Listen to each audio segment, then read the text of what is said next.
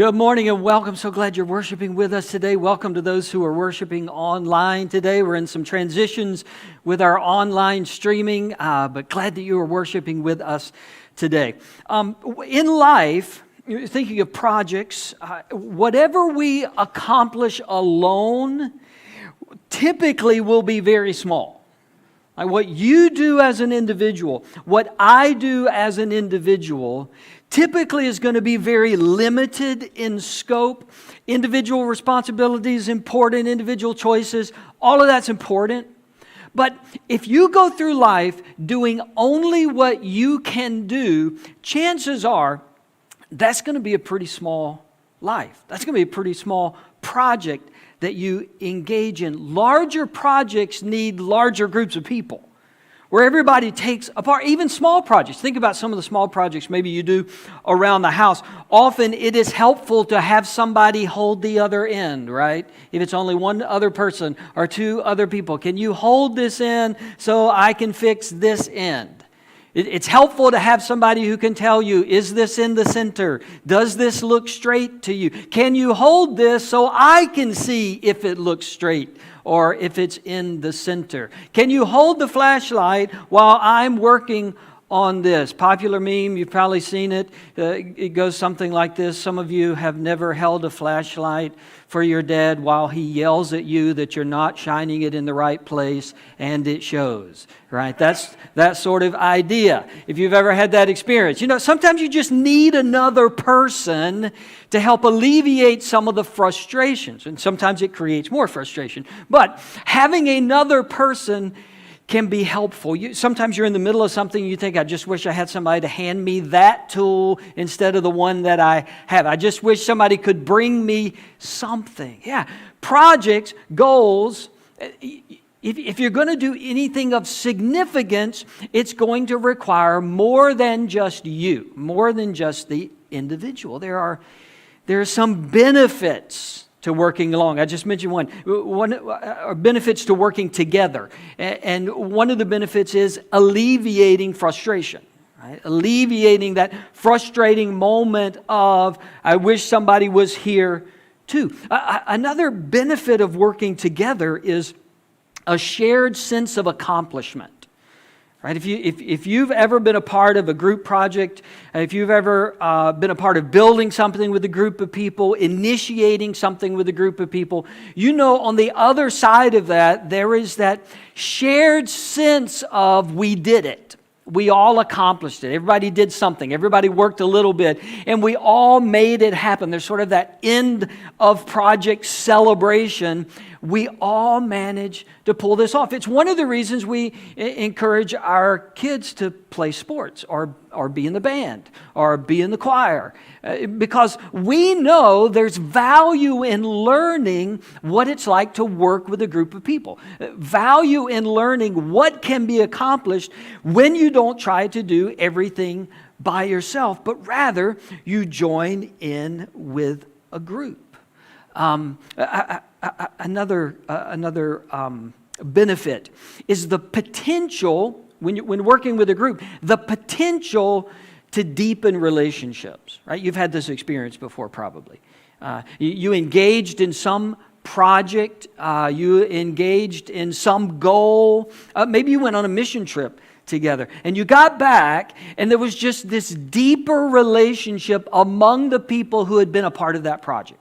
And sometimes it leads to lifelong friendships, lifelong relationships, because you engaged in something together. It was a meaningful project. You accomplished more than you could have yourself.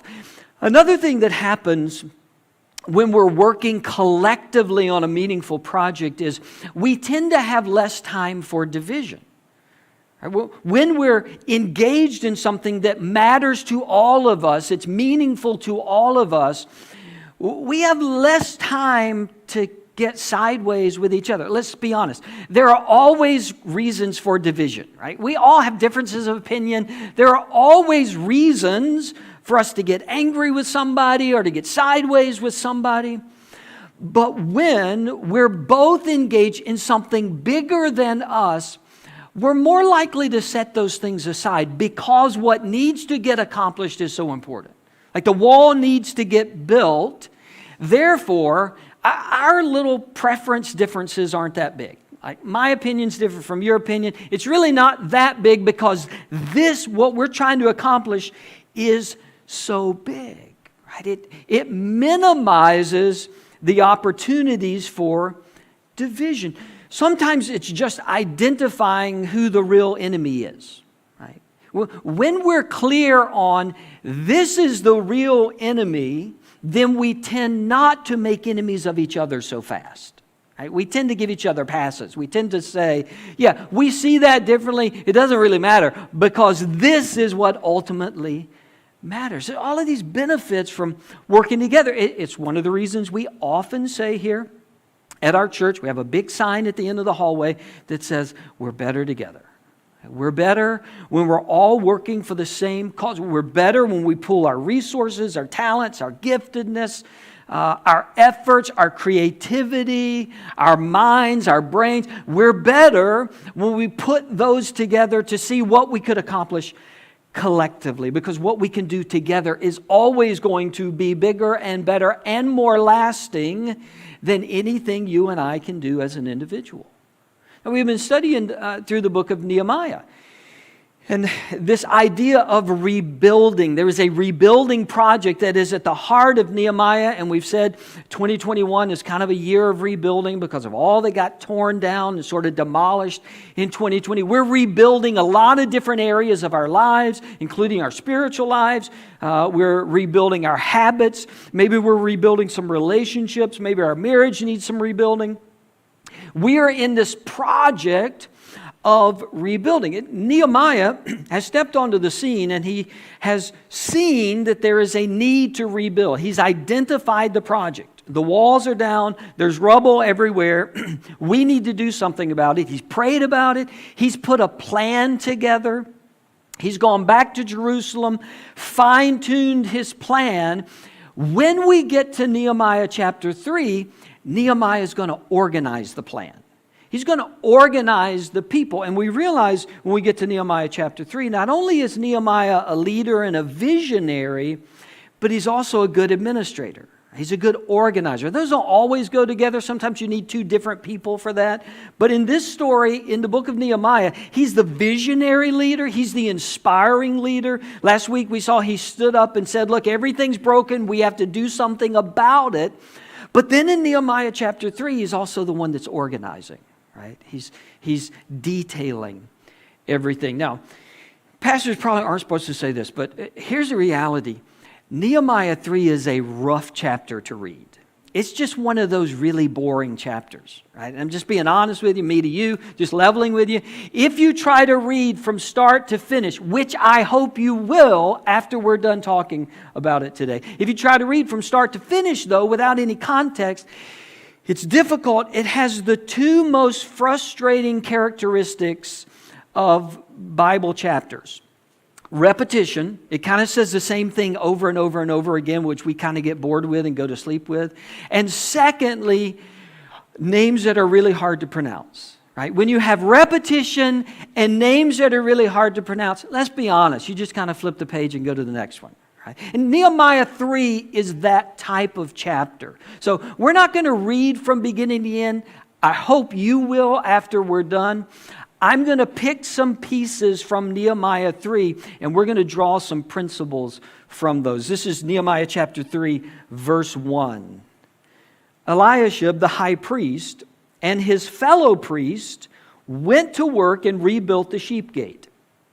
They dedicated it and set its doors in place, building as far as the Tower of the 100, which they dedicated, and as far as the Tower of Hananel, right? The other thing that makes it difficult is it talks about places that we don't know what they are, right?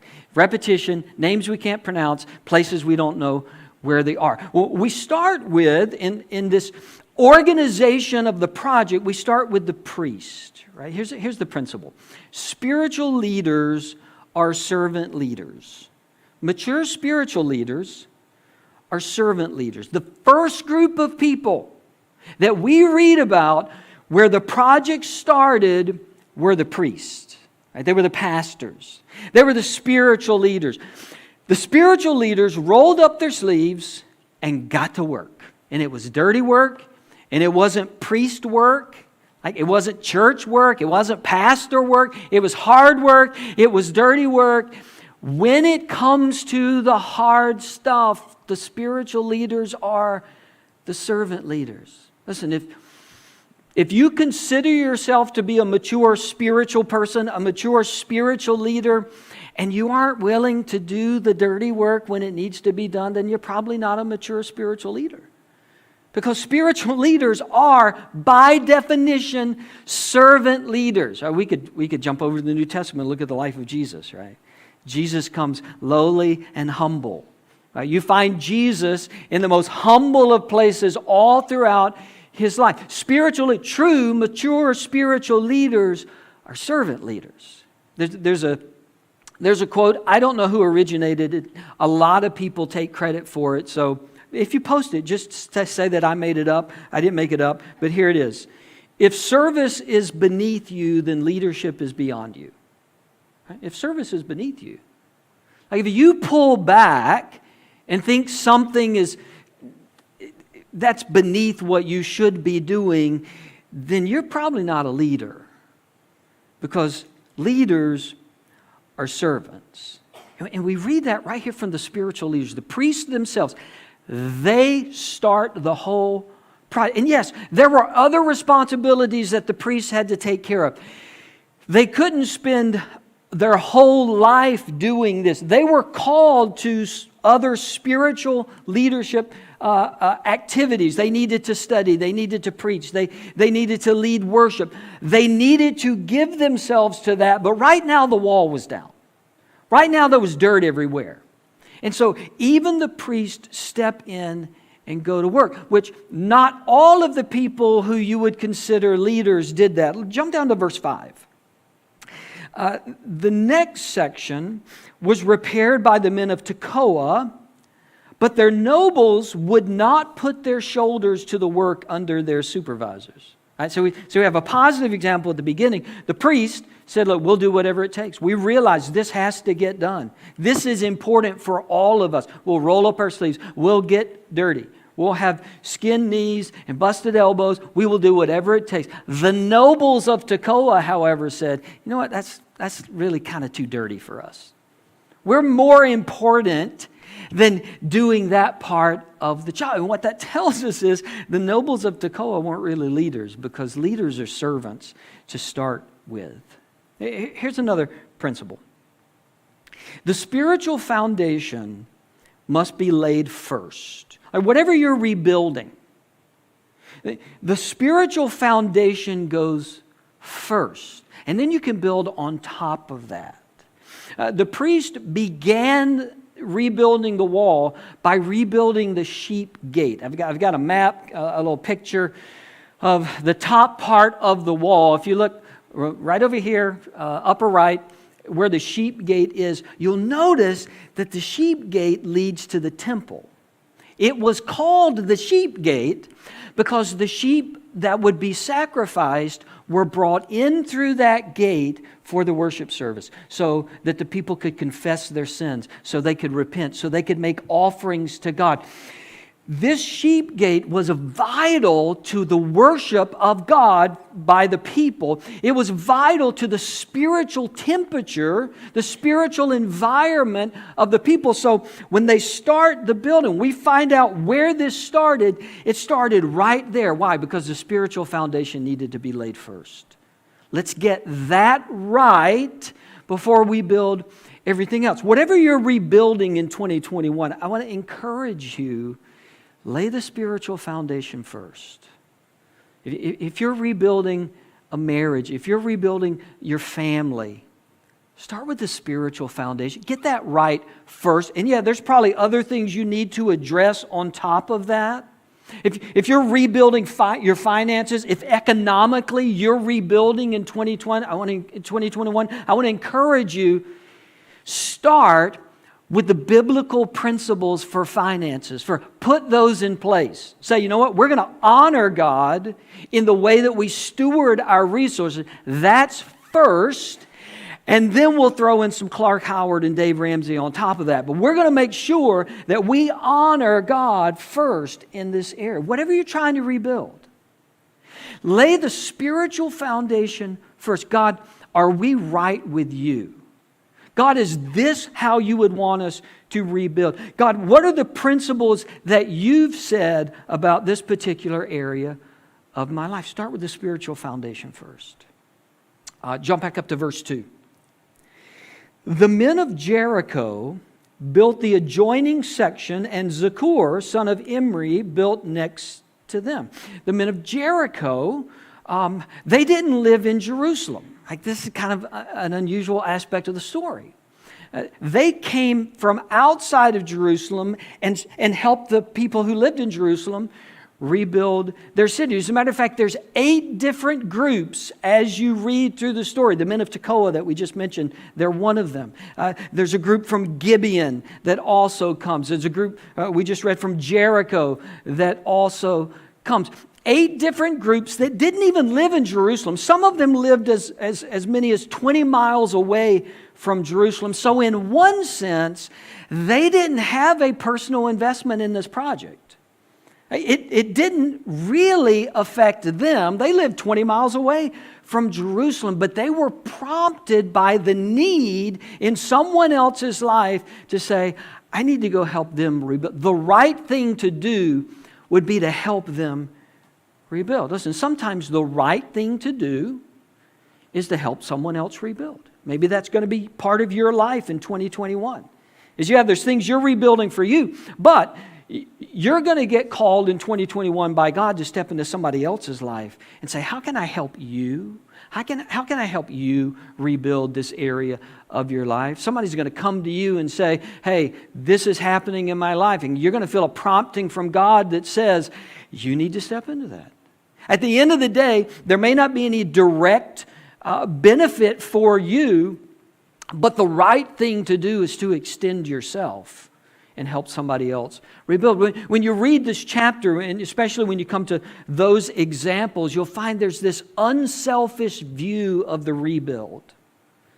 The men of Jericho were not saying, well, that doesn't really affect us. That's your problem. There was not a that's your problem mentality. There was, you know what, I believe God wants all of us to make sure this happens for you. And then we're going to go back to our hometown. It's not going to affect us. But the right thing is to step into your situation and help you. That may be what God calls you to do in 2021 in somebody's life. At the same time, again, we're kind of working quickly here. And I don't want to contradict myself. I think this is more of a both and.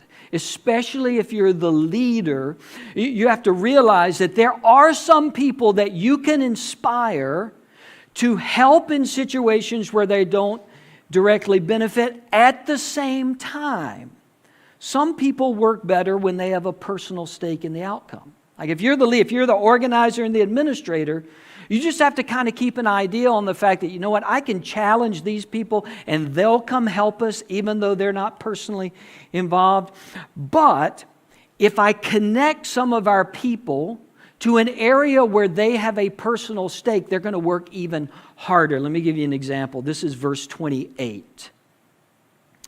Above the horse gate, the priest made repairs each in front of his own house. So they repaired the sheep gate, and then they started working in front of their own houses. Next to them, Zadok, son of Emir, made repairs opposite his house. Next to them, Meshullam, son of Berechiah, made repairs opposite his living quarters. So as the organizer, Nehemiah realized I can get buy-in from some of the people if I give them a task that they're personally attached to. Look, here's all I want you to do. I want you to rebuild the wall right outside your house. Why would that be important? Well, if the enemy comes through that part of the wall, he's coming into your living room. Are they going to do a good job? Yes. If your wall is flimsy and everybody else is strong, they're coming to get your kids. Right? If you decide 2 feet is high enough and everybody else builds theirs to 20 feet, Guess which is going to be the easiest place for the enemy to come into the city and walk right into your kitchen? You better build this part really solid. So Nehemiah, the leader that he was, assigned some of them the work right outside their house because they had a personal connection. They had a personal investment in that area. Again, it's not either or, it's both and. Sometimes I need to step into somebody else's world that may not benefit me, and I need to help them rebuild. And sometimes I need to look outside my own home and say, we've got to fix this or it's going to impact us. Both of those should be happening. Verse 3. The fish gate was rebuilt by the sons of Hassenaah. They laid its beams and put its doors and bolts and bars in place. Meremoth, son of Uriah, the son of Hakaz, repaired the next section. Next to him, Zadok, son of Baana, also made repairs. The next section was repaired by the men of Tekoa, and we read that earlier. By the way, just a little pro tip. If you ever have to read words like this, names like this out loud in a group, just say them confidently. Nobody knows how to pronounce them. Right? Nobody knows how. Just be confident, and everybody will think you know what you're talking about. All right, so back to the story. In this little section, we see an example of what's going to become the repetition. Right? There's kind of a flow, there's a form, there's a structure to Nehemiah chapter 3. And it's as simple as this. This group, whose names we can't pronounce, they worked on this section. And next to them was this group. And next to them was that group. And next to them was this group. And next to them was that family. There was this, and next to, and next to. And has this beautiful picture of the people of Israel, the people of Jerusalem, shoulder to shoulder all the way around the wall, everybody taking their section. I'm going to take my part. I'm going to take this part I've been assigned, and you're going to take that part, and we're going to work together, and we're going to encourage each other as we're working through the day. And here's what you come to discover. When everyone takes a section, the wall gets rebuilt. Right? Nobody can build the whole wall. No one should try to build the whole wall. Everybody should just take their part. I'm going to do this part. This is what I feel I'm supposed to do. The entire project was too overwhelming for any one person. But if everybody took a little part, if everybody said, well, I'm going to fulfill this part, the wall would get built. When you think of great movements in history, great movements often have a charismatic leader, right? A spokesperson, a figurehead, a personality. They have a charismatic leader out front. But if you study the movement, if it was effective at all, there were people just below the charismatic leader who were each taking a part. They were each taking a section. They were each doing a little bit. They each had a gift that they brought. They had skills that they brought. And everybody did just a little bit. This is how great projects get accomplished. This is how mission gets accomplished. This is how churches are effective in their mission and ministry, is because everybody says, I can't do everything, but I can do this. And I can be faithful, and I can cheer for the person next to me that's doing that, and I can cheer for the person next to me that's doing that, and I can make this as good as it can possibly be. Just take a section. Right? The wall had been in ruin for 150 years. Some of the people now working on the wall had been living in a broken down city for 70 or 80 years, and all it took was everybody just doing a little bit. And they would have knocked this thing out. I mean, we're going to see, they finished this wall in 52 days. 52 days, the whole thing is built. And all it took was somebody saying, we need to do this. Everybody take a little part, and it will get done. Another one of my favorite posts I saw recently, somebody posted, I have been putting off a project for 5 years. I finally completed it today. It took me 20 minutes. I will learn nothing from this, right? Like, I'm just going to put off another one that if I would just do it, if I would just do the little part today, it would get done, right? We all know that's true. If I'll just get started, if I'll just do a little bit today and a little bit tomorrow, this thing will get done pretty quickly. That's what we find around the wall. Another principle from Nehemiah 3. Again, you should go back, now that you're getting some context, go back and read the whole thing. On an effective team, no one says, that's not my job. An effective mission, effective goal, no one's sitting back going, yeah, that's not my job. Right? It may not be what you're best at. It may not fit perfectly within your skill set, but it needs to be done. Right? We've already seen it with the priest. The priest didn't say, oh, sorry, that's not my job. I'm going to go write another worship song. No, the priest said, we're here, we're building at the sheep gate, we're going to build outside our house. Here's another example. Look at verse 8, Nehemiah chapter 3. Uzziel, son of Hariah, one of the goldsmiths, repaired the next section. And Hananiah, look at this, one of the perfume makers, made repairs next to that. What does a perfume maker know about building a wall? I'm guessing nothing. They just smelled good, right? They showed up and they smelled great. Their job wasn't to rebuild the wall, but the perfume maker looked out of his perfume making store and said, it's got to get done. I'll show up. And this is what serving mostly is. It's just showing up. It's like saying, show me what to do.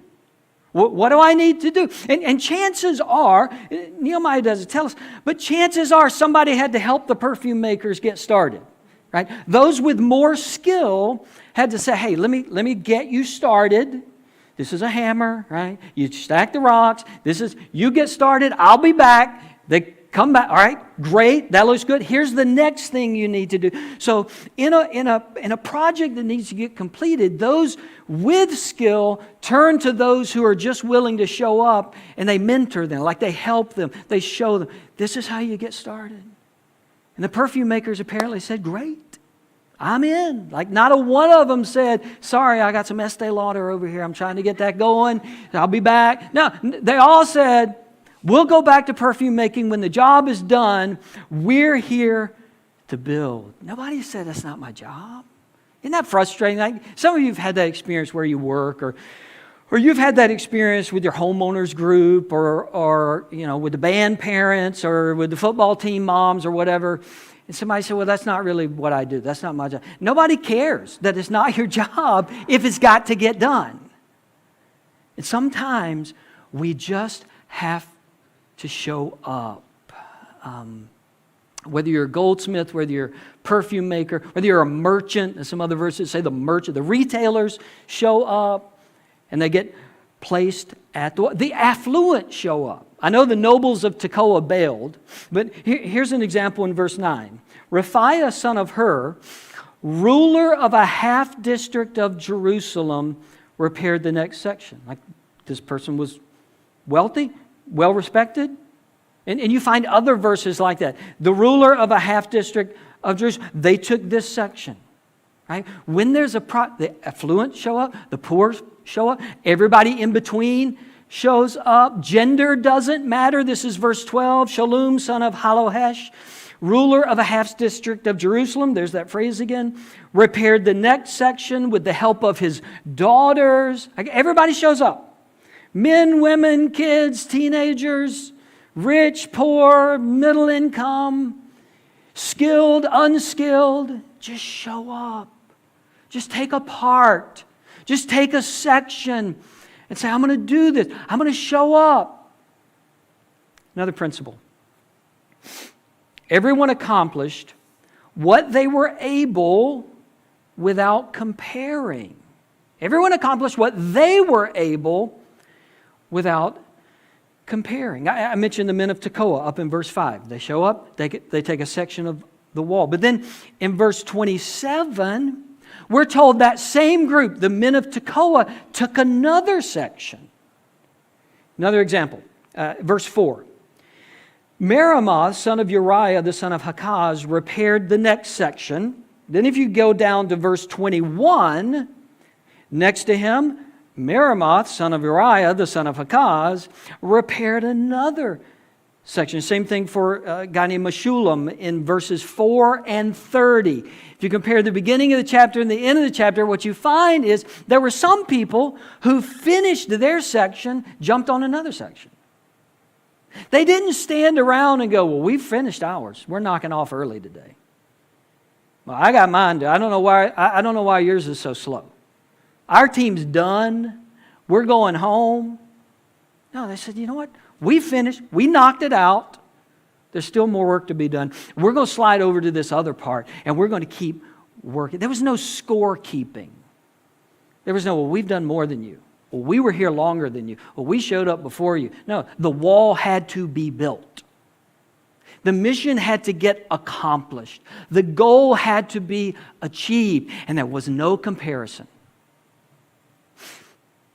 When it comes to ministry and serving and showing up in our community, we're all going to go through seasons of our life when we can give more time and less time. We should always be giving some time to serving. But we're going to go in and out of greater amounts of time, right? When kids are little, that's a tough time. I'm not offering excuses. I'm just saying we've been there. Like we were there one time. That's a tough time to do multiple sections of the wall. But then you get to a stage where my kids are now, and I got one just out of college, one in college, one about to graduate high school. We got like a lot of discretionary time. We don't know what to do with it all, right? You go in and out of these seasons where you could give more, you could do more. Financially, you could contribute more. Financially, you could contribute less time. You could give more skill. You could give more. You could give. We kind of fluctuate in and out of these seasons. What I learned from this chapter of Nehemiah is flow in and out of those seasons with no judgment for the season somebody else is in. Right? You don't have to compare. Well, I'm doing more than them. If your heart is to compare, then you don't really understand serving anyway. Right? If I have the time to give, then why wouldn't I give it? Regardless of whether somebody else has the same amount of time that I have. If I have the ability to give of my resources in a way during this season that somebody else doesn't, what does it matter if there's comparison? Like it doesn't matter what they can do or can't do or will do or won't do. What's best for me is that I give and I serve what I can. And I know comparison is a human tendency. Like we're so sucked into comparison all the time. The problem is comparison just doesn't solve anything. It doesn't accomplish anything. If I have it to give, why wouldn't I just give it? If I can jump on another section of the wall, why wouldn't I just jump on another section of the wall? This group rebuild, it applies to so many areas of our lives. And when done well, what we leave is a lasting legacy. Right? We leave something that's going to stand the test of time. When I announced that I was going to start this series, Dale Rector sent me a couple of pictures from a trip that he took to Israel. And these are pictures of what they believe to be the actual wall that Nehemiah was rebuilding. It's still there. You still go see parts of this wall. You can look. It's there. 2,500 years later. What we're reading about, this inspiring call from Nehemiah, this pragmatic, practical organization, there's still a legacy there 2,500 years later. Like I want to do things in my life that are going to outlive me, don't you? Like I want to do things that are going to matter beyond the end date on my tombstone. I want to give my life to things I want our church to matter. I don't know if this is going to be here 2,500 years from now. I don't know. But But I want to give myself to things that are going to outlive me, that there's going to be a lasting legacy. And I may not see the fruits of that legacy in my lifetime. I may not see the benefits of that legacy in my lifetime, but I want to give myself to those things that are going to last. And that means I got to show up. I have to take a section of the wall. And this is not just confined, restricted to our church or to any church, but I've said, like, we're rebuilding Journey in 2021, coming out of the pandemic. Right? All the things that got frayed and kind of fallen apart, and we had to pause and stop, and we're rebuilding. And we need people to take sections of the wall as we move through this. We need people who minister in our children's ministry. We need people to say, that's my part of the wall, right? And I'm going to give myself to. We need people who serve and minister with our students. We need people who volunteer in all of the areas that help us make Sunday morning a warm, welcoming place for both people who come here regularly and people who are here for the first time. We need people who say, community groups, I'm in. I'm going to help be a leader. I'm going to join a group. I'm going to show up. We need people to help us build on our missions emphasis, help us build on our community service emphasis. We need people who will just show up and take a part of the wall so that we can rebuild. People who give faithfully and lead faithfully and pray faithfully and serve faithfully. Because I believe still what we're building here matters. It matters for the lives of people. And everybody has a section of the wall to build. Let's pray.